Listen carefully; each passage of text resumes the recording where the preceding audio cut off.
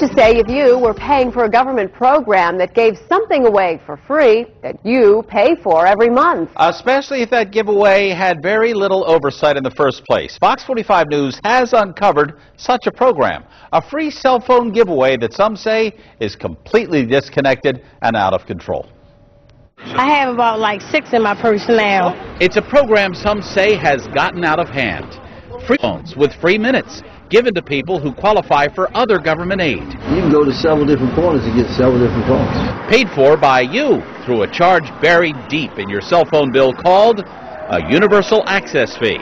But it's a giveaway even people who benefit from it say is being abused. Monique Crawford told us she can get a new phone whenever she wants. How long did it take you to get all these phones? 5-10 minutes to get this one just now, and I walked out with this one just now. And she proved it. Her home and her purse filled to the brim with free cell phones. Each and every one of these phones work. At home, I know I have about 30, and all of them are on. Even though the program is limited to 1 per person. There's too many of them. They're more of a problem than really a help to these people. This man, whose identity we protected, said the phones are so plentiful they become street currency, sold off sometimes to drug dealers. A drug dealer's not going to stand in line and wait for a phone. He's got a phone. But after somebody goes in line and gets it, he'll pick up an extra phone. Which is why critics say this program has got to change. And if you're wondering where this money comes from, take out your cell phone bill and look at that line that says Universal Service Fund. The money comes from a program called Lifeline, administered by the FCC, a fund originally set up to ensure shut-ins and the elderly have access to a landline and 911 services. But has since become something entirely different when cell phones were added in 2008. Well, a few years ago, someone had the idea that, hey, we ought to convert it or also allow, in addition to landlines, would allow cell phones. And that's when this thing just got out of control. Since then, the cost of Lifeline has nearly doubled now to $1.4 billion. In Maryland, the number of recipients had risen exponentially from 6,000 back in 2008 to nearly 250,000 in 2011.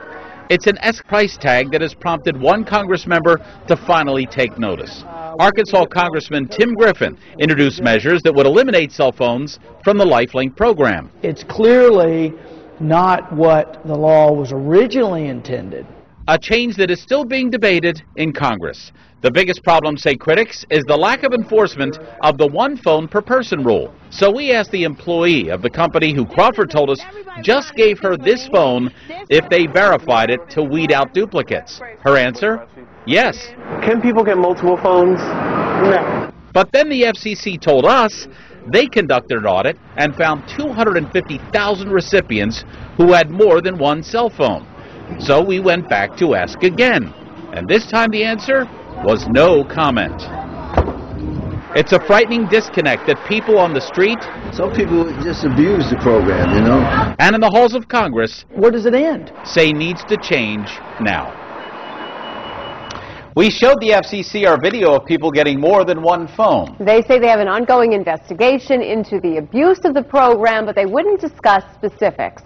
Now, if you want to join the fight to end the program, Congressman Griffin has set up a website. You can just go to foxbaltimore.com/newslinks.